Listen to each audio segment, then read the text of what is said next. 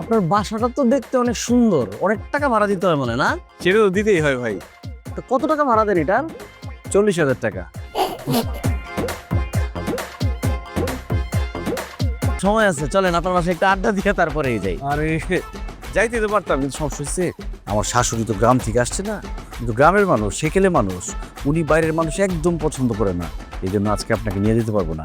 পরে এক সময় আসেন, দুই ভাই মিলে আড্ডা দিব না। ও স্যার, আপনার শাশুড়ির মতো আজকে বিকেলবেলা গিলামে ফেলে গেছে স্যার। তোর বলছিলাম না আমাদের অফিসের ছাদে একটা আম গাছ আছে, ওইখানে দুইটা আম পাকছে। আমি ছিঁড়া ব্যাগের মধ্যে ঢুকে রাখছি, আর আসার সময় দোকান থেকে মুড়ি আর চিরা কিনা নিয়ে আসবো। পাকা আম দিয়া মুড়ি চিরা কি যে মজা হবে। আমার তো শুই নাই, খিদা লাগে যেতেছে, তাড়াতাড়ি আসো। ঠিক আছে। আরে মিজান ভাই, আপনার কাজ শেষ হয়ে গেল? কি রনি ভাই, আপনার হাতে মিষ্টি, কোনো সুখবর আছে নাকি? আমার তো ছেলে হয়েছে। আলহামদুলিল্লাহ, কংগ্রেচুলেশনস, এত সুখবর। মিষ্টিটা তো অনেক মজা। আউট দেখি।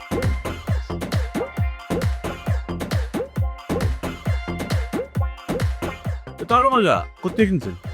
এই যে আমাদের অফিসের নিচেই যে দোকানটা, এটা থেকে নিচ্ছি। খুব ভালো। আরেকটা নিবেন? আরে না, অফিসে আর লোকজন আছে না, আমি যদি সব খাই বলি তারা খাবে কি? আচ্ছা যাই, সবাই গিয়ে দেই। ভাই ওই মিষ্টিটা খুব ভালো, ভালো লাগছে। আপনার ভাবি তো মিষ্টি খুব পছন্দ করে। কোন দোকান থেকে কিনছেন যেন বললেন? ও আচ্ছা আচ্ছা, তাহলে ভাবির জন্য দুটো মিষ্টি দিয়ে দিই। শুধু ভাবির জন্য দিলে হবে? আমার শাশুড়ি আছে, মুরব্বী মানুষ, তার দোয়া লাগবে না? তার জন্য তো মিষ্টি দিতে হবে। ও আন্টি বাসায়? আচ্ছা আন্টির জন্য তাহলে আরো দুটো দিয়ে দিতেছি। কিছু মনে না করলে আমি প্যাকেটটা নিয়ে আসি। হ্যাঁ, তাহলে ধরেন যে আমার বউ খাইলো, শাশুড়ি খাইলো, একদম পরিবার সহ দোয়া করলো। আচ্ছা তাহলে আগামীকালকে আবার সবাই কিনা খাওয়াম। রনি ভাই, ভাই আমি বেরোবেন কখন? হ্যাঁ, আমি এখনই বেরোতেছি। তাহলে একসাথে যাই, আমার লিভ দিন। আচ্ছা আসছি আমি।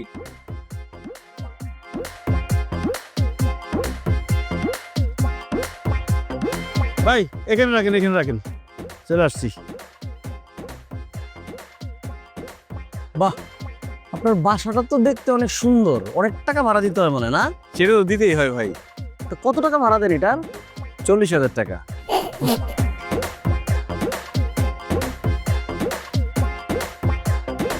বাসাটা দেখেই বোঝা যায় অনেক টাকা ভাড়া দিতে হয়। ঠিক আছে রনি ভাই, যান ছেলের কাছে যান। আপনার সময় থাকলে আজকে বাসাটা ঘুরে দেখাইতাম। না আছে তো কে? সময়। বুঝছি কি, ওই আপনার ভাবি আমার বাচ্চারা নিয়ে তো তার বাপের বাড়ি গেছে। আজকে সময় আছে, চলেন আপনার বাসায় একটা আড্ডা দিয়ে তারপরেই যাই। আরে যাইতে তো পারতাম, কিন্তু সমস্যা হচ্ছে আমার শাশুড়ি তো গ্রাম থেকে আসছে না, কিন্তু গ্রামের মানুষ, সেকেলে মানুষ, উনি বাইরের মানুষ একদম পছন্দ করে না। এই জন্য আজকে আপনাকে নিয়ে যেতে পারবো না। পরে এক সময় আসেন, দুই ভাই মিলে আড্ডা দিব না। ও স্যার, আপনার শাশুড়ির মতো আজকে বিকেলবেলা গিলামে ফেলে গেছে স্যার। আপনি আমাকে স্যারের বাসায় যান, বাসাটা এত সুন্দর, আমার সদ্য গোষ্ঠী আমি জীবনে দেখিনি এবং আপনিও দেখিনি। আসেন স্যার, আসেন। ও আন্টি গ্রামের বাড়ি চলে গেছে, তাহলে তুমি জান ভাই ভালোই হলো। চলেন আপনার এনে একটু আড্ডা দিয়ে আসি। আরে আমার শাশুড়ি গ্রামে চলে গেলে কি হবে? তার অংশ রেখে গেছে, মানে আমার বউর কথা বলতেছি। একদম আমার শাশুড়ির মতো হয়েছে, মানে সেকেলে মানুষ, বাইরের মানুষ একদম সহ্য করতে পারে না, বুঝছেন?